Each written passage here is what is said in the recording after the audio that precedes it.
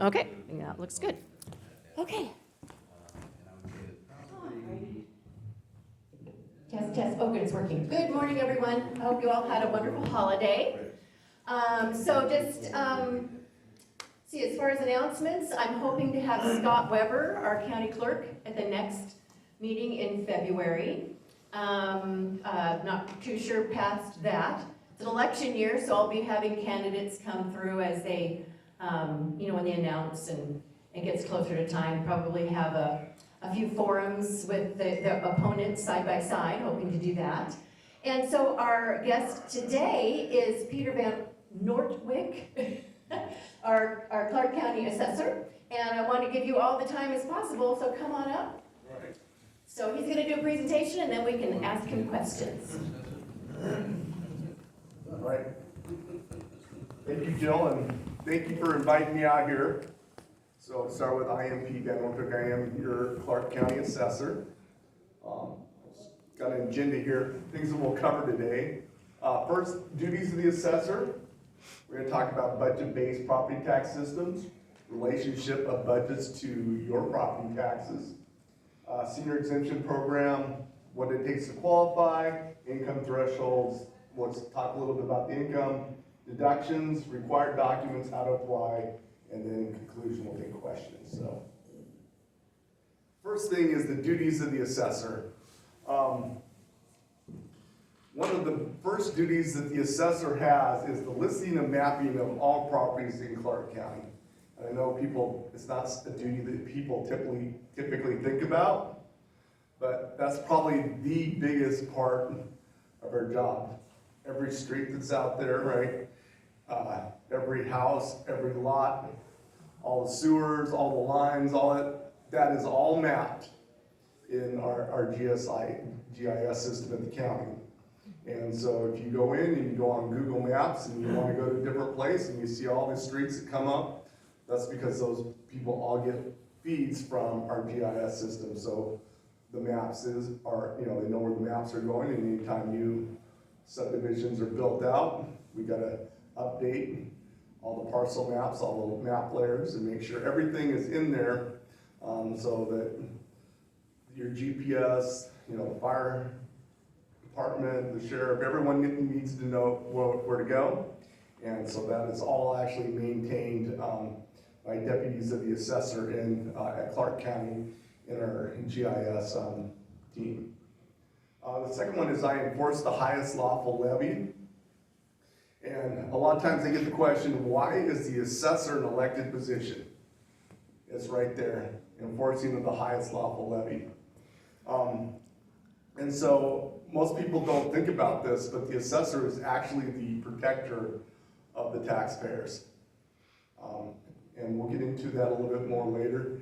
We are the people that enforce how much property taxes tax districts like the city of Vancouver, the fire department, how much they can collect, and we ensure that they don't collect more than they're legally entitled to collect. Of course, most people, this is what they know us for, is assessing all property for the purpose of taxation. That is definitely a duty that we do have, and of course this is the one we love the most because it generates the most phone calls. We also maintain the business personal property listings and do audits on businesses out there. Personal property is not taxable in the state of Washington, but business personal property is taxable in the state of Washington. So, and I'll just throw this out as an example. If you have a home and you have it furnished, and we don't care about your furniture and what you're doing and all that stuff. If you decide to make it an Airbnb, now all of a sudden you've made your home a business, now all that furniture, everything that you have in there, all becomes part of the tax base. So just understand that once you move into the area of business, all that stuff is tracked, and that is also taxed by the state of Washington.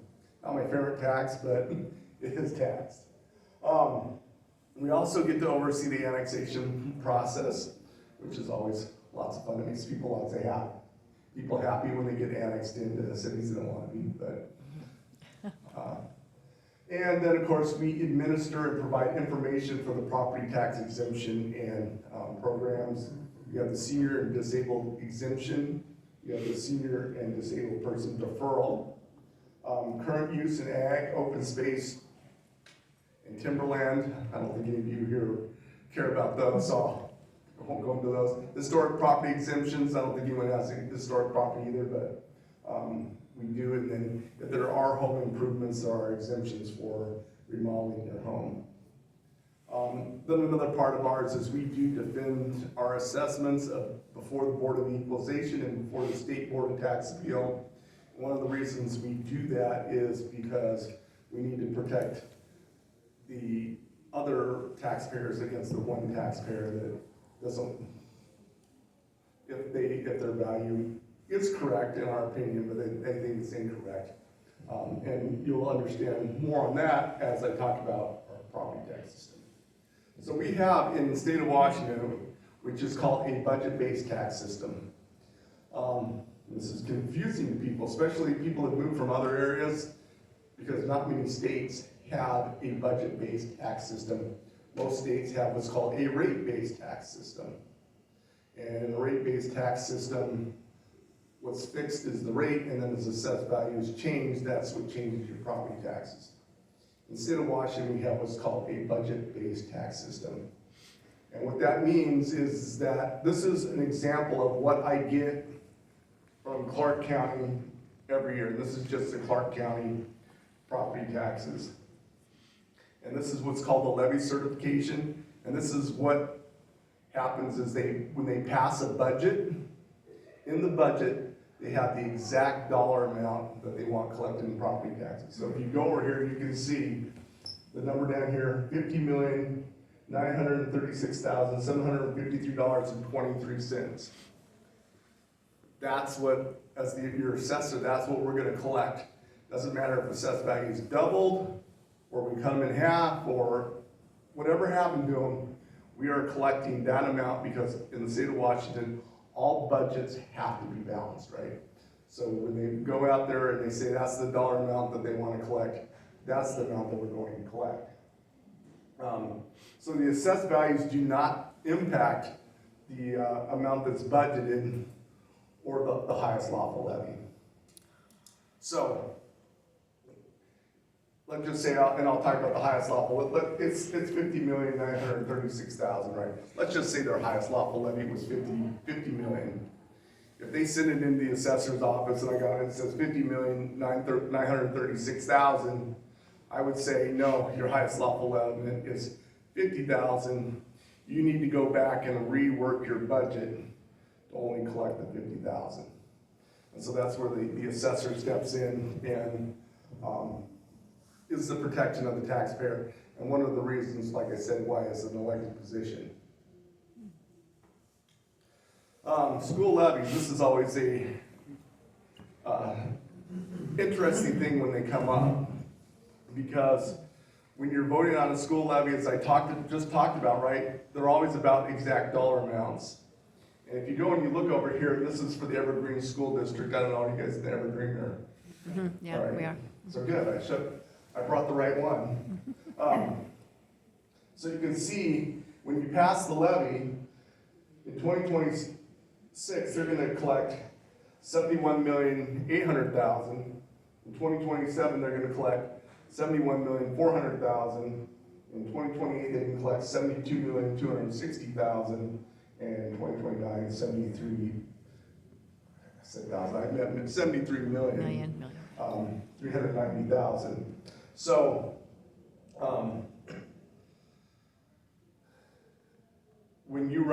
typically when they're running it out there, right, they're running this for election, you'll notice they'll talk about this. They love to talk about that. Because I'm sure, and I don't know, I didn't follow levy here, but in a situation like that, they'll say, look, we're dropping your levy rate. It's a great deal, right? But in essence, other than the second year, right, you can see they are asking for property tax increases every year. And so when people go out and vote on this, with this number, in essence, becomes their highest lawful levy because the voters voted for it. And so, no matter what happens with our assessed values, they can collect this 71,800,000. Good question. Yeah, that's confusing. Sure. So those levy amounts, how are those determined? I mean, when they're looking at 4 years like that, or 5 years in their case, how do they determine is that because of that lawful, the high limit? I No, mean, this, is it based, I know the assessed values dropped supposedly, but that's because the appraised value is gonna go up? they're assuming that. That's the assumption. That's the assumption. What happens if it doesn't? Doesn't matter. Doesn't matter if the assessed values go down. They can still collect, so that. This is, you see this, it says levy amount, this is the amount they can collect. Over here, this says estimated levy rate per thousand. This is what you're voting on, you're not voting on a rate. This is just what they're estimating it to be. Can I add a second part to that? Sure. I'm confused, that you're gonna collect 50, but they're gonna get 71. I lost the number. You said you're gonna collect $50 million. Well, No, that was Oh, the city, okay. I was just doing it based on. I didn't see the big number, okay. Yeah. So yeah, what you're voting on in that is actually what the highest lawful levy limit is going to be for each year of each of those school districts. So how far do they project out the highest lawful levy limit? They're not projecting out the highest lawful levy. They're asking you to approve the highest lawful levy for these next 4 years. Okay, so my question was, so how far out can they go? So the levy, that. 4 years. 4 years, that's it. Yeah. That's why every few years, right, school districts will rerun levies, because when the levy expires in 2029, then They need another in February 75 million. 2029, they will be going out for a new levy. And they promise it'll be a lower rate. yes. Okay.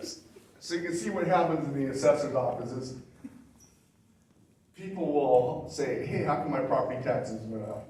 Well, we'll use these 2 years as an example, because 27 and 28, because for some reason they did ask it to go lower in 27, but 27 to 28, right? Let's say you get your tax bill and says, oh, my property taxes went up. Oh, it went up in the Evergreen School District. You call them up, and more than likely they'll say, oh, no, look, your tax rate's lower. We didn't raise your taxes, it's because your assessed value went up, right? They love to do that. Not true. It's all that number. And that's a hard thing for people that kind of grasp, but that's the way that our property tax system works, instead of watching. What drives that? What drives that maximum? Where do they get the number? Where do the 73,390,000 come from? Well, it's just they do some magic and work out their budget, and They decide that's how much they want. that's how much they decide they want, yeah. Wow. And so, I mean, there's been times that I'll get school board members and they'll call me up and it's like, hey, how much could we get if we put the rate at 230, let's just say, you want it 230. And every time I tell them, I go, oh, I can tell you what it is, right, obviously, because it's public information. But I always say, that's not what you're supposed to be doing as a school board member. You're not supposed to be saying, how much can I get at this rate? Right. You're supposed to be doing your budget and determining how much you need in order to fulfill your duties. And then that's what you should be going out and asking for a levy. But whereas the city, you have some control or some overseeing of the maximum levy, you don't have anything to do with the school, other than collecting it. Well, we only have control over the cities, like for example, what I was showing you in Clark County.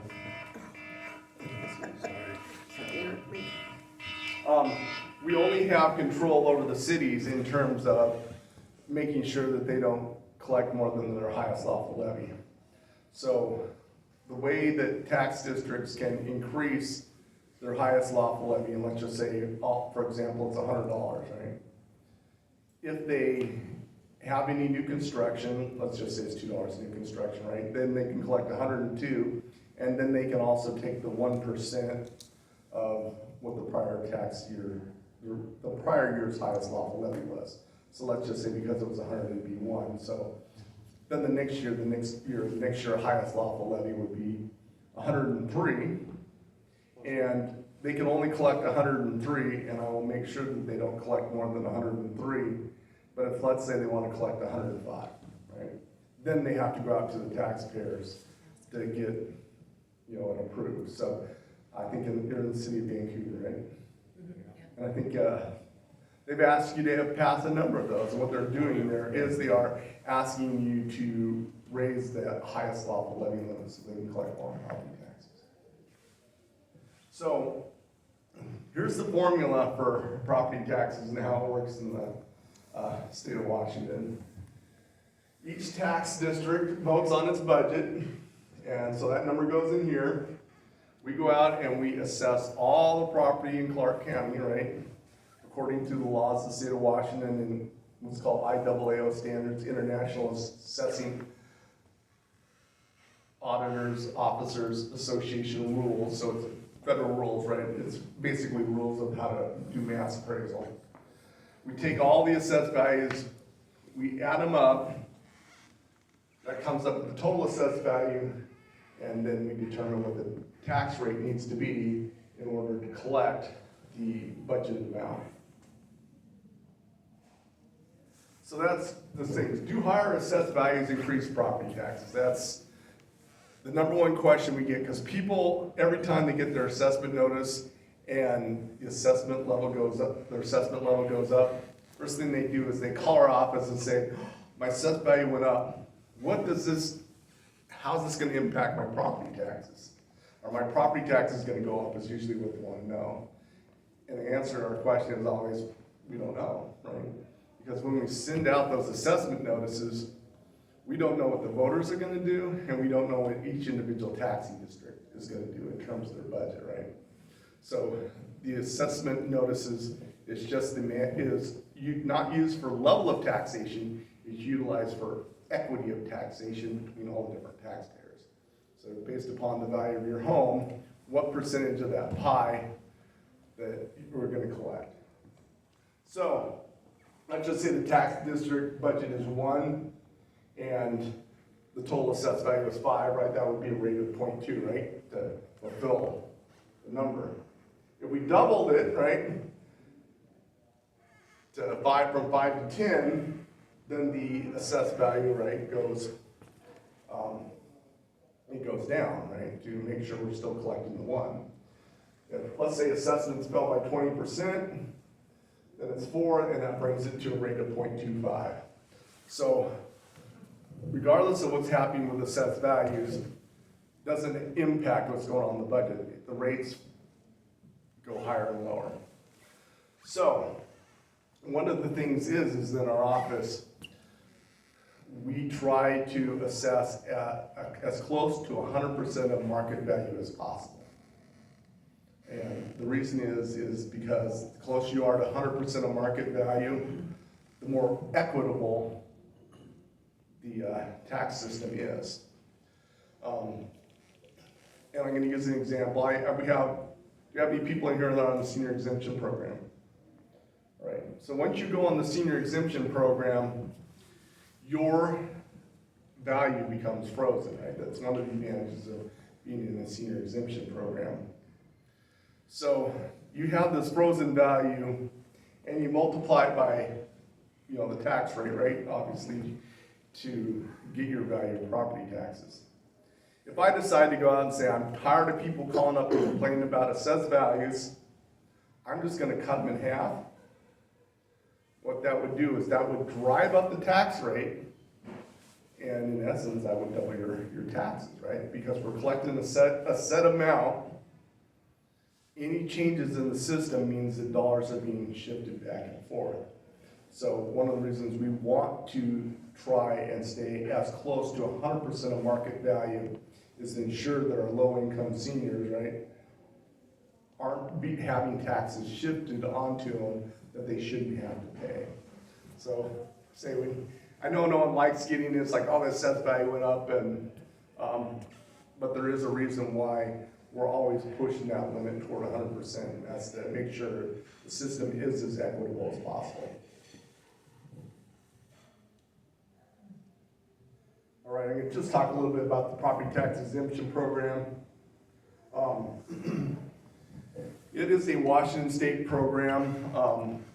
It's passed by the state legislature, but in the state of Washington, it is administered by the county assessor's offices under the preview oversight of the Department of Revenue. And all the rules of the program are set by the state legislature. And so say the purpose of the program is to reduce property taxes for senior citizens and people with disabilities, allowing them to remain in their homes by increasing property taxes. So, and how it works, right? Well, I just talked about it before. The first thing is when you enter it, it freezes the assessed value of your home and land. It also exempts taxpayers from paying voter-approved levies and part of the state schools Part 2. And the state schools Part 2, I don't know how many of you remember back to 2019, 2018 era, the McCleary decision, right, where the state said that the state had to start paying in more of the portion of the local school districts. At that point, the state legislature said, okay, well, we're going to introduce a second property tax at the state level in order to pay for those schools. And that became State Schools Part 2. And at the time, they implemented that new tax to shift the tax burden to the state rather than the local school districts. They also said that senior citizens on this exemption program, disability program, would be exempt from that. Also, it can also reduce the taxable value of your home based upon income. And the thing about, there's two different programs. We have the exemption program, which we're talking about here, and we have the deferral program. One thing that people get confused about is the exemption program, it's a flat exemption. There is no requirement to pay back any of the property taxes that you've been exempted from. If you get the deferral, that's basically getting a loan from the state. That will need to be, those taxes do need to be paid back. And then applications on the senior exemption program, we go and we do those renewal. Typically every 6 years, but sometimes there's people like, okay, they're about ready to hit where the RMDs are coming in, right? And when they apply maybe 3 or 4 years, so we may say, well, we need to recheck these people's income, what it's gonna be after the RMDs come in. One of the reasons we wanna be so strict on this is those people that are on the senior exemption program that aren't paying their property taxes, right? That tax is shifted on to the rest of the tax base. So the rest of the taxpayers are picking that up. Therefore, we want to ensure that people that are on the program are not cheating in the system and putting the taxes on the other taxpayers. So you don't want to be Minnesota. Was that? You don't want to be Minnesota then. No. Yeah, no. So I'll just tell you, we did have a situation where someone cheated to get on the senior exemption program. And it's extremely expensive for you if you get caught. I'll use the example of the one, I won't use the name, but there was a guy that he's actually now in federal prison for fraud. That claimed he was destitute, he got on the senior exemption program.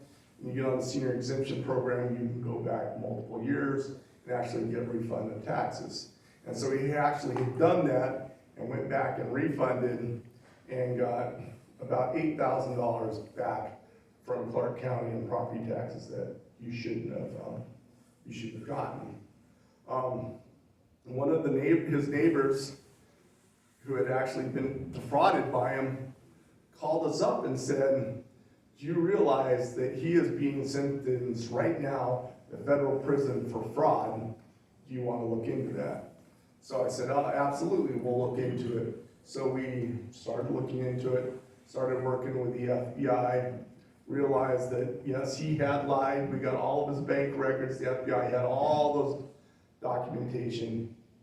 And in the end, I'll make a long story short, we had refunded him $8,000 by the time it was all said and done. And we said, no, you defraud the government and you have to pay back your taxes. He actually had to pay Clark County $30,000. Because when we paid him back those back taxes, then those back taxes, because it was fraudulently due, we imposed 100% penalty on the property taxes, and then we also, interest is also accrued. So, and one of the reasons I'm telling you this is, if you are on the program, and let's say you pass away, no one likes to think about that, but it does happen.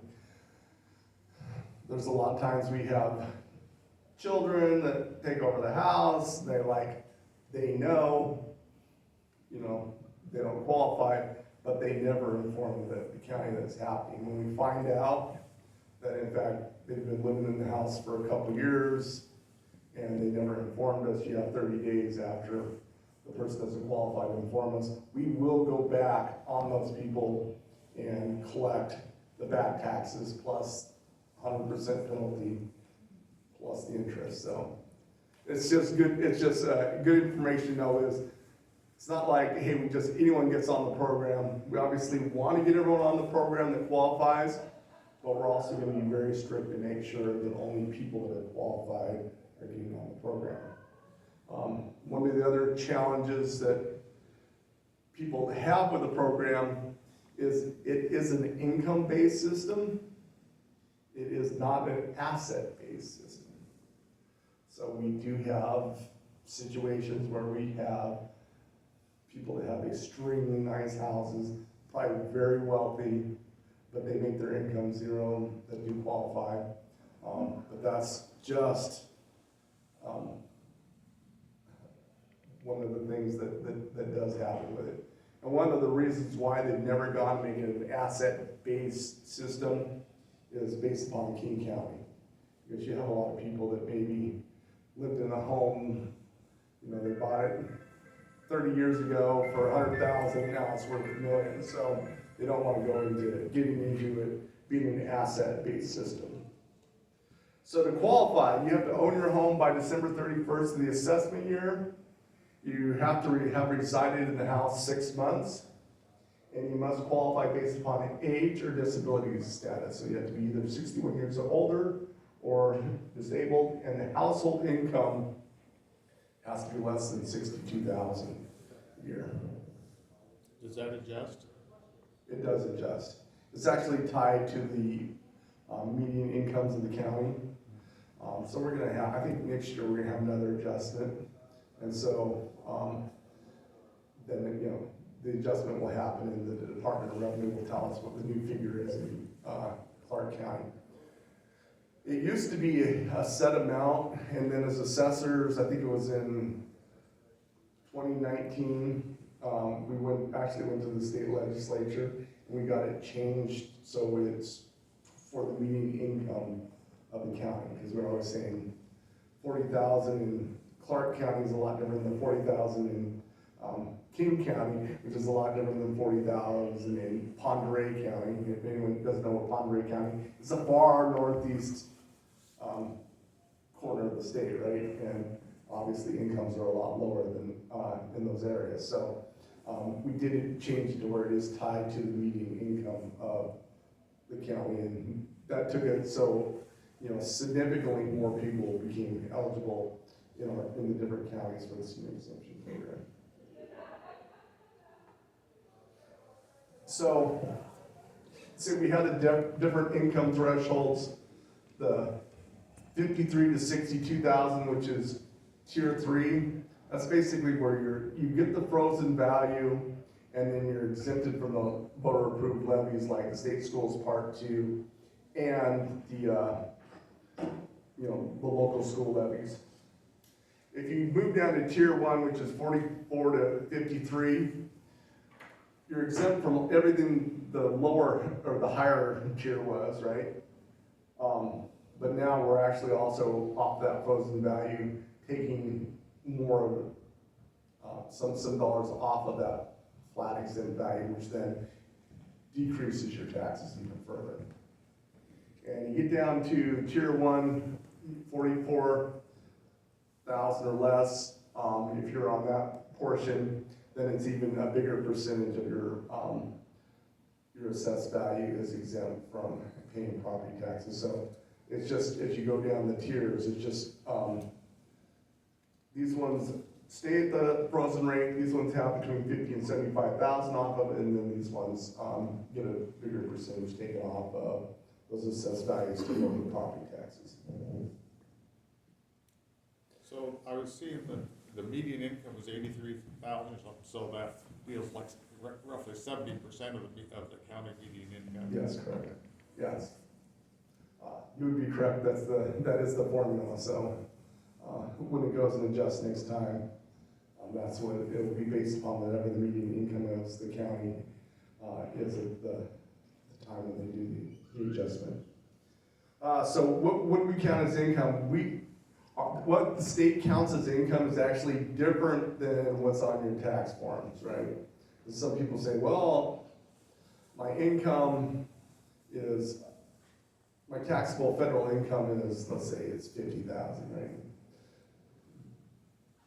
But they're really looking at what kind of income they have up, and some things that you can deduct on your federal taxes can't be deducted for the purpose of this program. So it includes your wages from your W-2s, your pensions, annuities, Social Security benefits, IRAs, interest, dividends, VA retirements. If you do have VA disability or some of these other payments, that income is excluded. If you are interested more in the program, obviously you can go and contact the experts in my office that deal with it every day, and they can actually go through your exact scenario and see where you would end up. We do have, there's also deductions that are allowed. So any out-of-pocket prescription, if there's any Medicare premiums, if you have in-home care, nursing or adult family expenses, long-term care insurance premiums, a bunch of different things that people may be having to pay for, that drastically lowers basically your effective income. So let's just say you need 80,000, but you have 30,000 of in-home health care, right? Then you can take and deduct that out, because what we really want is people to be able to stay in the home and not have to exit the home just because they need more substantial care. And that's also something that the legislature has passed in recent years.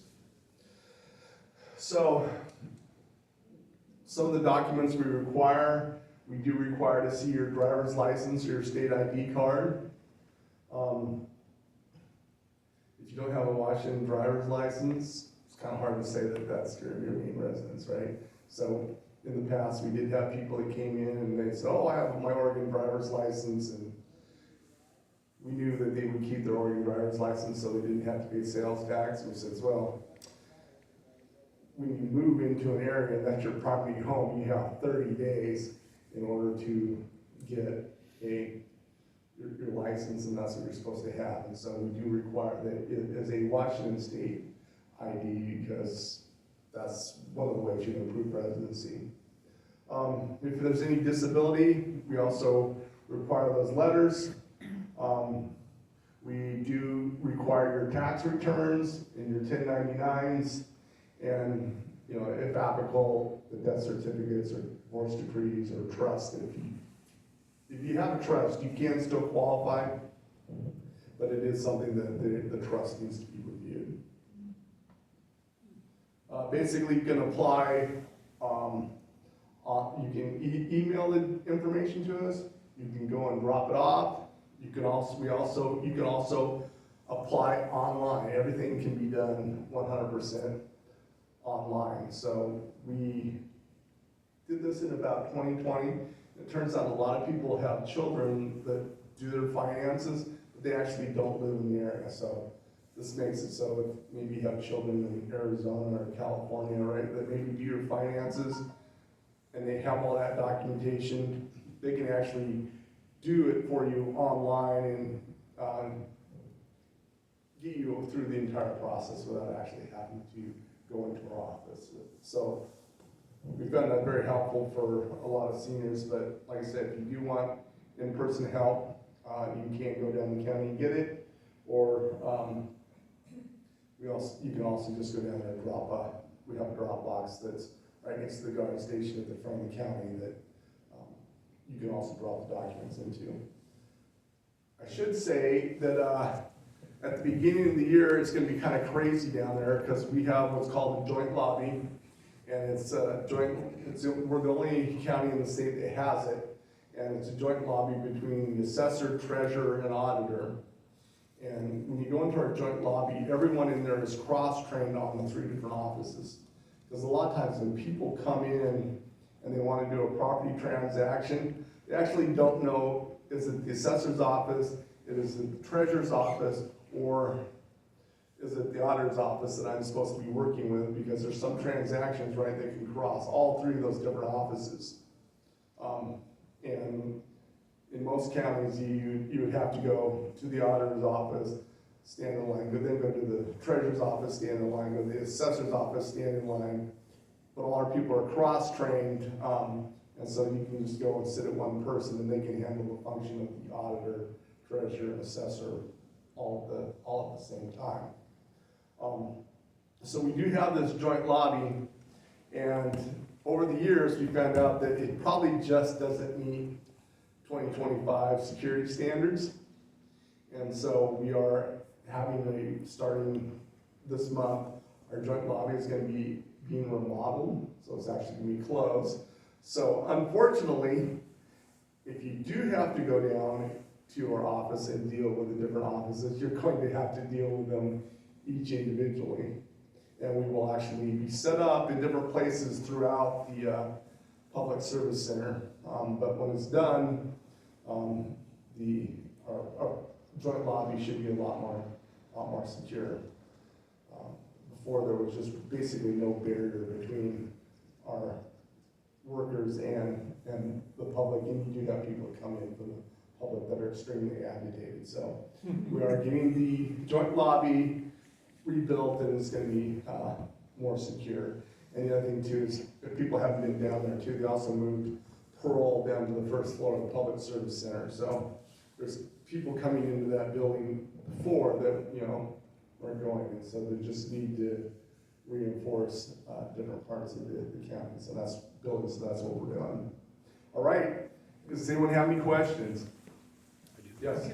You indicate you want to try to assess the assessed values of 100%. Really don't need this. We don't need to, your goal is to assess values at 100% of actual value. In a neighborhood like this, we'll have a lot of models. They're exactly the same home, same square footage, same everything. One of them was, built in 1988 and has never been touched. Another has been, $250,000 of renovations to bring it to nice new standards. How do you assess them? They've got different values. Yeah. That is actually a great question. And there's a couple ways to do it. We do what's called mass appraisal. This is kind of hard to kind of get the concept of. So when we actually go out and we're assessing your house, we are not assessing the actual value of your house. We are assessing the characteristics of your house for market value according to a model that we make, right? Because you're right, there are different things that happen. What we do in situations like that, where if you have one home that hasn't been touched and another one's been extensively remodeled, what we do is we change what's called the effective age of the house, right? And so because it's been updated, change the effective age. So when we put things into the model, in appraisal, what you do is you value everything as new. So let's just say it's a 2,000 square foot house at, $100 a square foot. So it's 200,000, right? And that's what it costs new. And I know we all wish that's what it would cost new, but we're long past those years. So then that's the basis. And then what we start doing is we start depreciating off of that based upon the effective age of the home. So let's just say it's 20 years old, then we would back off, let's just say 20% to make it easy, right?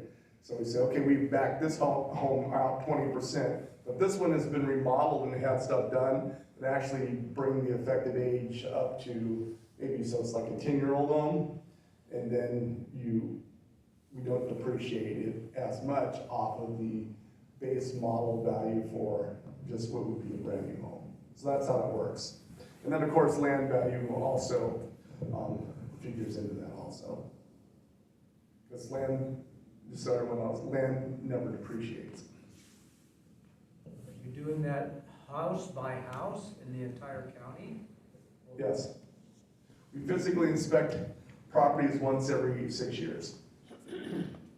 So the 696 homes in here have had a physical inspection, an outside exterior Yes. inspection. Yes. Which doesn't tell you anything about the $250,000 that was spent inside.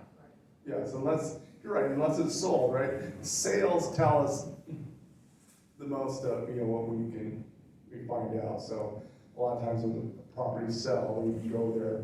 Or if, for example, there have been permits pulled, then we can do it. But it is one of the drawbacks of the system is we are really only valuing the characteristics of the property and not necessarily what has been done inside or not.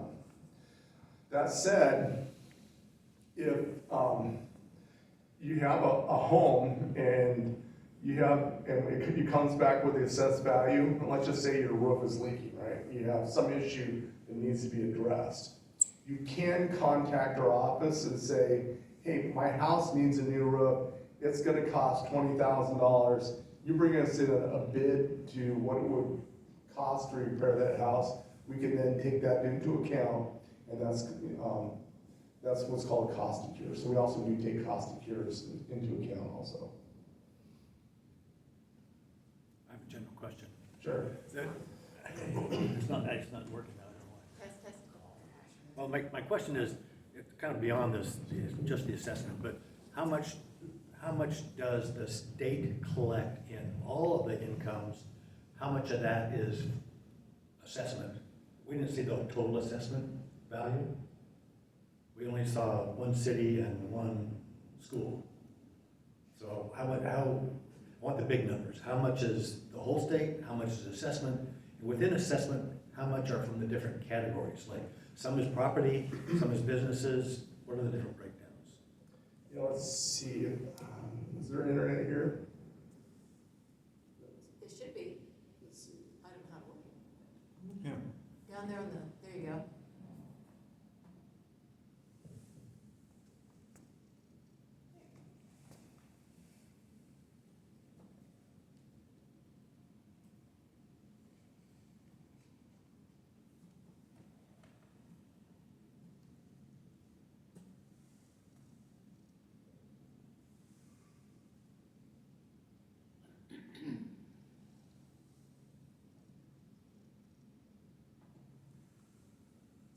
I'll confirm I'm not a robot.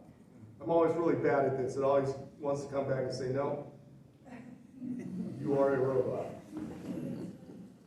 Actually, it didn't ask me to do that, so. Do you want to look at your property? No, I want the big number. Well, yeah, but it breaks it down. Yeah. Just wants to show here. He's gotta pick a property to look at. He's asking for like the global actual budget of the state or something? Yeah, the whole state. How much of that whole state is then assessment? Within assessment, how much is properties versus total dollars? Well, You showed us as far as 50. with the entire state budget, I have no idea. no idea.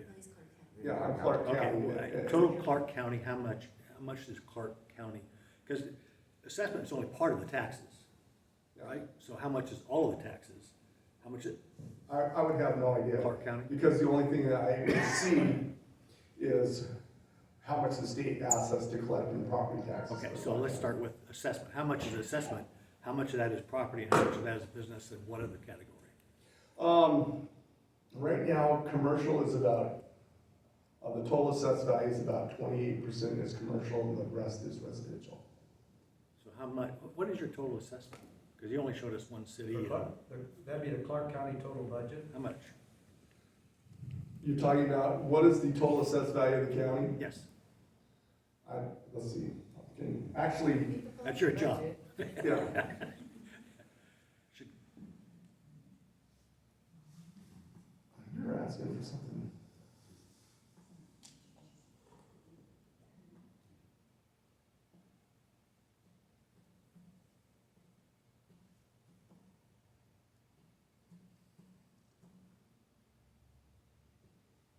You wanted to see the whole budget for the county? Wants to know what the whole value of, what the whole. Well, it's something he's gotta know the numbers, he's gotta collect it everywhere, right? And then he's gotta break it down to the different schools, the different cities, and That's the number under the line. I can never find it, that's why. Oh, okay, you see where I'm going? Kinda, yeah. Okay, annual reports.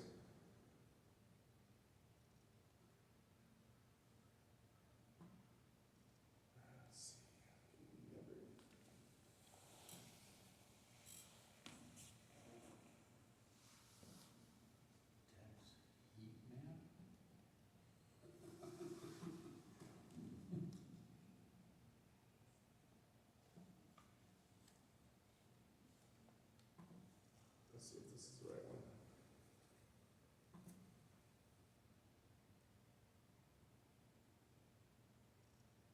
That is not the one I want.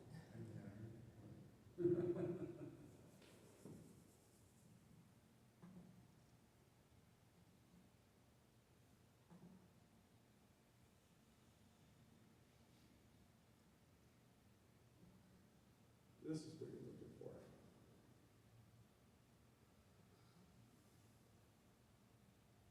So can you see it?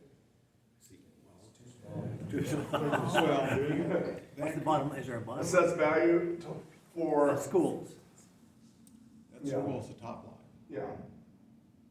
So for the state schools, part one, total assessed value was 107 billion, something. Part two is another 106 million. Holy shit. Yeah. Yeah, with a B. So that's just schools. Yeah, this is a number I think this is what was collected for, asked to Clark County to pay in state schools, part one, 169 million, state schools part two was Okay. 90 million. You know, it's nice that I could go look at that for that information. It's just curious information. But I still don't have how much is total assessment. That's just schools, right? At the bottom is there. a You total collect, yes. you pay money out to other things. Yes, and as you can see, each of these has what their total assessed value is. So what's the total? It's gonna be about 107 billion. The state, everyone's paying state schools, right? You pay more than just schools, though. I know, I think that we're trying to figure out, is there a total at the bottom of the page that we can't see as far as what all of those add up to? Well, yeah, but that's. no, because this is the total assessed value by each tax district, right? So there isn't like a total that you add up. Depends, yeah. You know, some are in the Vancouver School District, some are in Evergreen, some are. So, when, like I said, we take all the assessed value and then the taxing district, each taxing district has a different total assessed value based upon the properties that are in that tax district.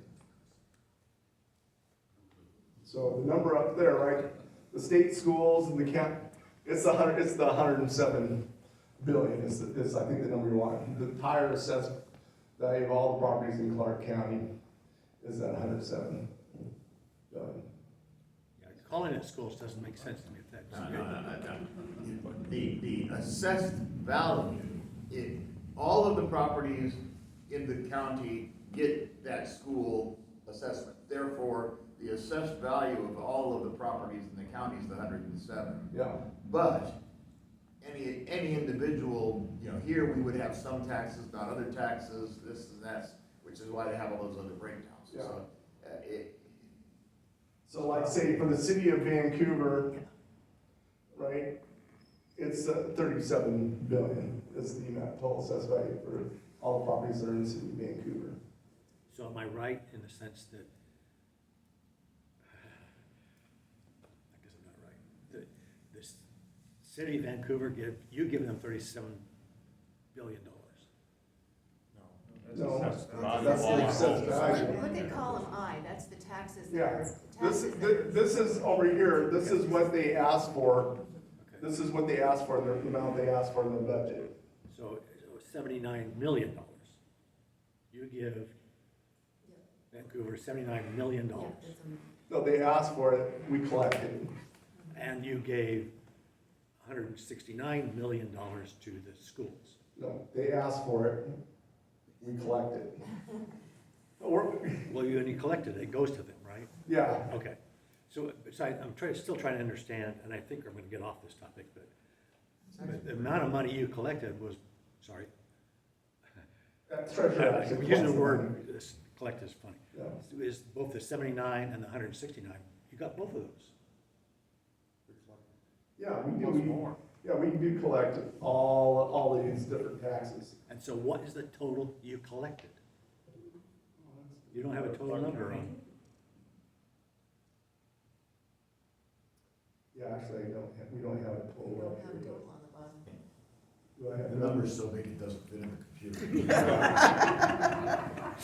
I mean, if you pulled it up, this is an Excel, right? Yeah, So you could go And sort You out. could- and, you could add it up. add up and see Just what the something- total amount we are collecting It's from on Clark the County, column. but, Yeah. yeah, it's not something that we keep track of. Because everything that we do is based upon each of the tax districts. oh, that's great. I have lots of questions about that. Being able to get to that page, maybe that answers my questions. Yeah. It just, to manage all of this is your job. So if you're managing $1 billion, it looks like you might be, Yeah. if I add all that up. Yeah. That's an important job. Yeah, You're I not mean, the only- I'll definitely agree, we have about 50 deputies, right, that are, working in terms of doing all this. Yeah, I think the treasurer probably, the report you're probably looking at, the treasurer office probably has that, because they do put out reports of how much they collected in property taxes, because there's other fees and stuff, that are added on, that are on your tax bill, Yeah. that actually don't go through the assessor's office. So, property tax statements, the total amount that is collected is actually something that wouldn't actually be seen in the assessor's office. All we see is what the different taxing districts are collecting for the property tax levy, not the additional clean water fees and the other stuff that might also be on the tax bill. And So you- the treasurer's office would have that number. And you did say that 28% is commercial money. Not properties, but commercial. Yeah. Not my house, everybody's house. So is there another category? Is there other money you're collecting that isn't Well, I mean, commercial and, business personal property, but that, that number falls in within, commercial.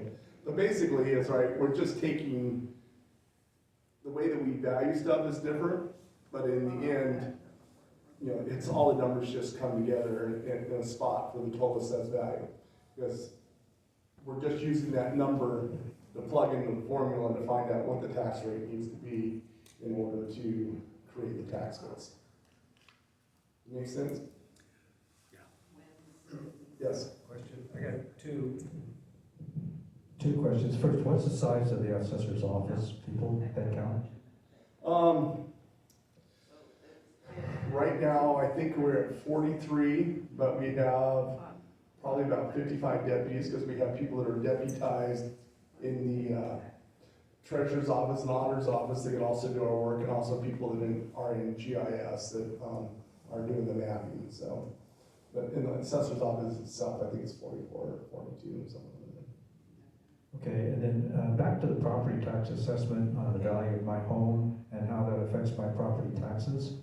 So my property values have gone up each year, and when you come out and do an assessment, I get a new value.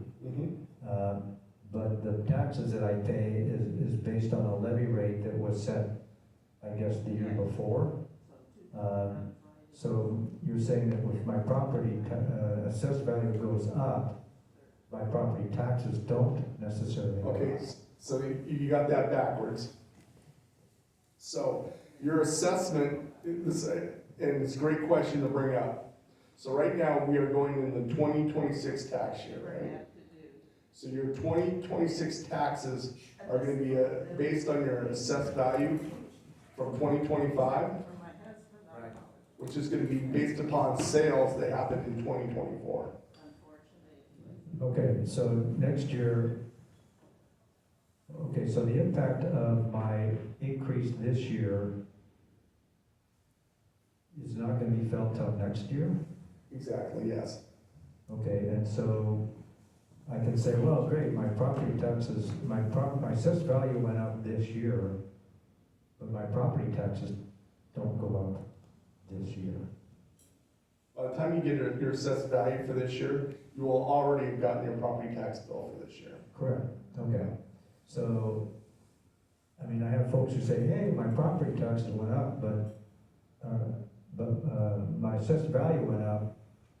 My property tax went up, but my assessed value did not. You know, the relationship to that, I think, is confusing. My property taxes here in Fairway Village have gone up every year for the last 10 years that I've been here.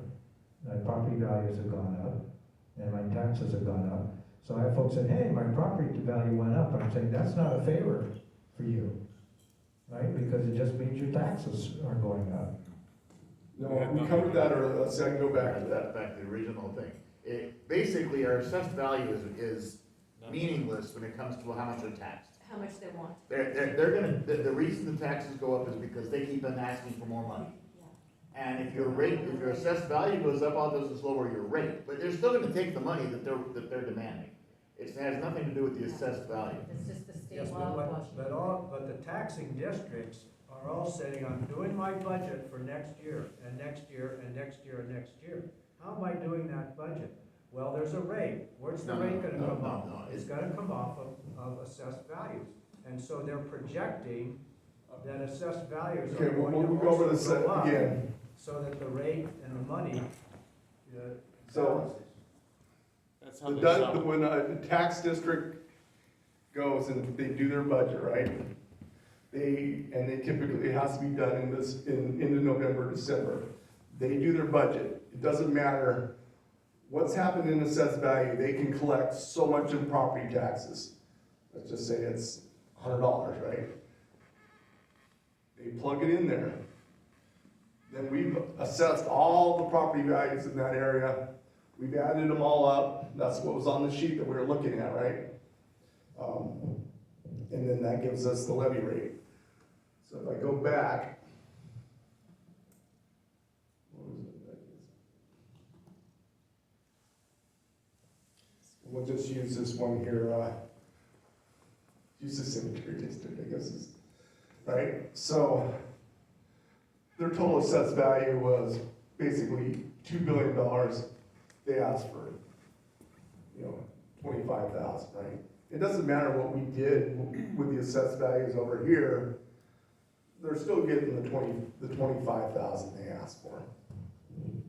So basically, the tax is based on how much they want, they ask for. It's Yes. not rate, it's not attached to the value of your home, it's based on how much they want, the number Yes. that they have decided they want. the amount that they can increase collecting from property taxes, the highest lawful levy, is separate, because you have the 1% increase limitation on property taxes, right? Assessed values can jump whatever they are, because you want to be at market value, because you want that tax rate to be accurate and low as possible, right? So, say the low-income seniors don't have property taxes shifted on them. So the biggest benefit of, increased appraised value is that they can sell, that they're giving you a lower rate to get higher taxes when they're trying to get you to That's pass right. these That's things. how they sell. Essentially, it's like, Yes. if we weren't raising the assessed value, then the rate would be going up. But since we raise the assessed value, as we should, because that's the actual Yes. market value, Yeah. the rate goes down and say, look, we're lowering your rate, so give us more money. It's deceptive. It's very deceptive. Yes, and It's a governmental agency, what do you expect? it's good that none of you live in a fire district, right? Well, I'll tell you right now, the biggest culprits of what you're discussing right now are fire districts. Because they're asking for it, it's not based on. Because typically what fire districts do is when they go out and, because assessed values are increasing, over time, the tax rate will decrease, right? That's just the way it is. And what you'll often see if you live in a fire district is fire districts will go, oh, our rate is $1.20. According to state law, it should be $1.50. Voters, please vote to raise our levy rate back up to $1.50. And it passes all the time. The library just did this. Oh, yeah. Right, the library just did that, it was an 85% increase in taxes that the people passed, because what they said is, right, well, we need more money, and we're supposed to be at 50 cents. When they say it's what we're supposed to be at, there's actually multiple levy limits in state law, and one of them is a limit on the rate. And fire districts their highest levy that they can collect is $1.50. They can't go above that. The state isn't saying they should be eating the $1.50, you're just saying you can't go above that. But people like the fire districts and, library district recently say, hey, we're not getting the money we're supposed to be getting, and go out and help taxpayers, so it does. The real frustration is it gets passed with 13% of the vote. He's answering. And that's the situation where, if you don't vote, right, you don't have a say. Scroll back up to the library. The library number was outrageous. It was at the top there. Right there. Fort Vancouver Library, 99, Well, it's- and, right. But compare that to some of the other things, that seems a lot for libraries. So this is Where's the police department? 2025, right? So it's gonna be about 85% more than that number this next year. That we're gonna be collecting. Where's the Clark County Sheriff's Department in all this? Did you Well, it'd scroll be down? County County, clerk's it's in the Where county. is it? It's in the county, line 4. Yeah. Oh, county. line 4, okay.